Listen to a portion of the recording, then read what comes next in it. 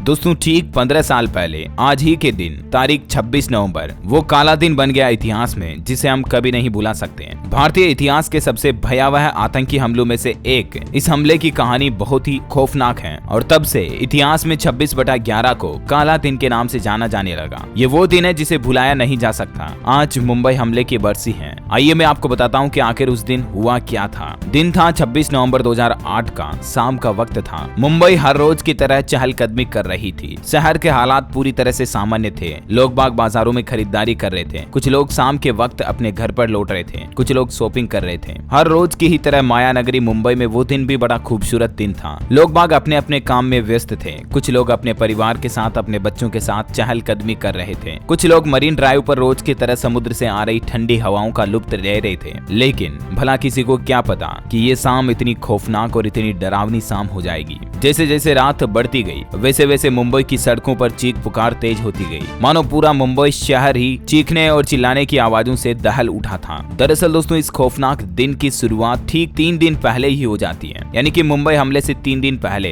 23 नवंबर को पाकिस्तान के कराची से समुद्री रास्ते से एक नाव के जरिए कुछ आतंकी मुंबई पहुंचे थे। दरअसल ये नाव भी भारतीय नाव ही थी, बोट थी, और आतंकियों ने उस नाव को हाईजैक कर लिया था। लगभग उस नाव में 4 भारतीय बैठे थे जिनको मौत के घाट उतारते हुए उस नाव पर उन आतंकियों ने कब्जा कर लिया जो पाकिस्तान की कराची से भारत आने वाले थे। समय था रात तकरीबन 8 बजे। आतंकी कोलाबा के पास कफ परेड के मछली बाजार पर उतरे थे और यहाँ से वो 4 अलग अलग समूह में अलग अलग ग्रुप में टूट गए और टैक्सी लेकर अपनी अपनी मंजिलों की ओर बढ़ गए। ये बात है 23 नवंबर की रात की जो मैं आपको बता रहा हूँ। 26/11 के दिन से पहले ही 3 दिन पहले किस तरह से प्लानिंग की शुरुआत हुई। बताया जाता है कि जब वो आतंकी सारे लोग बाग मछली बाजार में उतरे थे तो उन्हें वहां देखकर कुछ मछुआरों को शक भी हुआ था और ये भी जानकारी है कि उन मछुआरों ने इस बात की जानकारी स्थानीय पुलिस के पास भी पहुंचाई थी, लेकिन पुलिस ने कुछ खास ध्यान नहीं दिया। उसी रात पुलिस को ठीक 9:30 बजे छत्रपति शिवाजी रेलवे टर्मिनल पर गोलीबारी की खबर मिलती है। बताया गया कि यहाँ रेलवे स्टेशन के मुख्य हॉल में 2 हमलवारों ने अंधाधुंध गोलीबारी शुरू कर दी है। इन हमलवारों में एक का नाम था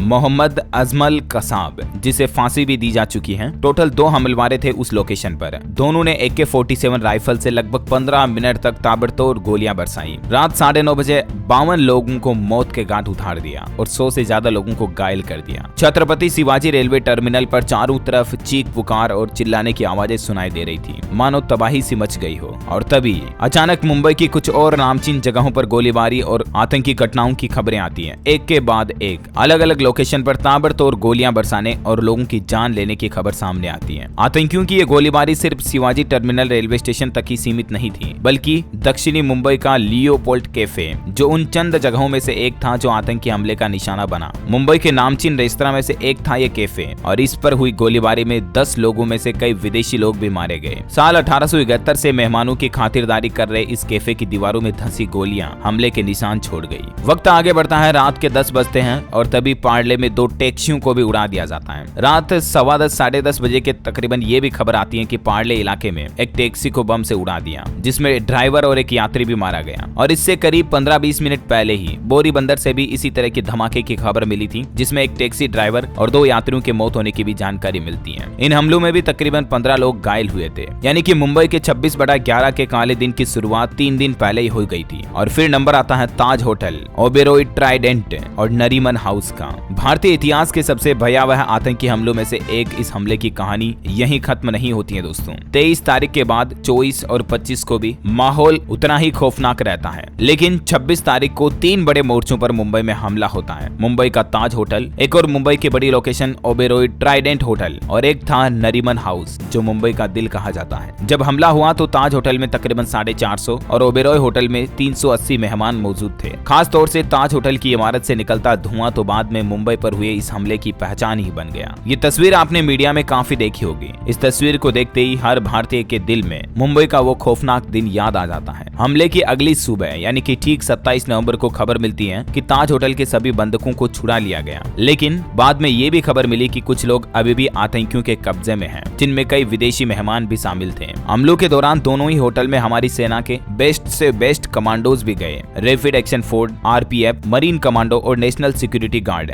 एनएसजी के कमांडो से भी दोनों होटल गिर गए। मीडिया की लाइव कवरेज से आतंकवादियों को खासी मदद मिली, क्योंकि उन्हें सुरक्षा बलों की हर हरकत के बारे में टीवी पर पता चल रहा था। सुरक्षा बलों और आतंकवादियों के बीच तकरीबन ये मुठभेड़ 3 दिन तक चली। इस दौरान मुंबई में धमाके हुए, आग लगी, गोलियां चली और बंदूकों को लेकर उम्मीदें भी टूटती और जुड़ती रही। न सिर्फ भारत से 1.25 अरब लोगों की बल्कि दुनिया भर की नजरें ताज, ओबेरॉय और नरीमन हाउस पर टिकी थी। ये पूरा वाकया एक फिल्म की तरह लगता है। आज हम कई फिल्मों में ये चीजें देखते हैं तो ऐसी फिल्में देखकर हमें बड़ी खुशी होती है, लेकिन ये चीजें अगर जिंदगी में रियल लाइफ में होना तो हर किसी का कलेजा कांप जाता है। जिस दिन ताज होटल पर हमला हुआ उस दिन अंतर्राष्ट्रीय व्यापार संघ की संसदीय समिति के कई सदस्य भी होटल में ठहरे हुए थे। हालांकि राहत की बात यह रही कि इनमें से किसी को भी नुकसान नहीं हुआ, वरना दुनिया भर में भारत की किरकिरी और ज्यादा बढ़ जाती। लेकिन चाहे दोस्तों आदमी कितने ही बड़े ओहदे पर हो, जान की कीमत तो सभी की एक ही होती है। हमलों में कई मासूम और इनोसेंट पीपल, आम नागरिक मारे गए। कई विदेशी मेहमान भी थे जो हमलों में मारे गए। हमलों की जब शुरुआत हुई तो यूरोपीय संसद के ब्रिटिश सदस्य सज्जाद करीम ताज की लॉबी में थे, तो वहीं जर्मन सांसद एरिका मान को भी अपनी जान बचाने के लिए इधर उधर भागना पड़ा था। चाहे कितना ही वीआईपी लोग क्यों ना हो, चाहे कितना ही बड़ा ओहदा क्यों ना हो, चाहे किसी देश का पूरा हीरो नायक क्यों ना हो, चाहे कोई देश का प्रधानमंत्री राष्ट्रपति क्यों ना हो, ऐसी सिचुएशन में सब अपनी अपनी जान को छुपाने में भागते हैं। तो वहीं ताज होटल के अलावा भी ओबेरॉय होटल में भी कई जाने माने दुनिया भर के पॉपुलर लोग थे, जिनमें एक तो खास हमारे भारतीय सांसद एन कृष्णा दास भी शामिल थे, जो ब्रिटेन के जाने माने कारोबारी सर गुलाम नून के साथ उस होटल में रात्रि भोजन के लिए ठहरे थे। नरीमन हाउस में एनएसजी कमांडो भी शहीद हुआ था। 2 हमलवारों ने मुंबई में यहूदियों के मुख्य केंद्र नरीमन हाउस को भी अपने कब्जे में कर रखा था। वहां कई लोगों को बंधक बनाया गया। फिर एनएसजी के कमांडोज ने नरीमन हाउस पर धावा बोला और घंटों तक चली इस लड़ाई के बाद हमलवारों का सफाया किया गया। लेकिन नरीमन हाउस पर हमारे एनएसजी का भी एक कमांडो शहीद हो गया। हमलवारों ने इससे पहले ही रब्बी गौवरियल होल्ट्जबर्ग और 6 महीने की उनकी गर्भवती पत्नी रिवका होल्ट्जबर्ग समेत कई लोगों को भी मौत के घाट उतार दिया था। बाद में सुरक्षा बलों को वहां से कुल 6 बंधकों की लाशें मिली। इस हमले में टोटल 160 से ज्यादा लोगों की जान जा चुकी थी। 29 नवंबर की सुबह तक 9 के 9 हमलवार आतंकियों का सफाया हो चुका था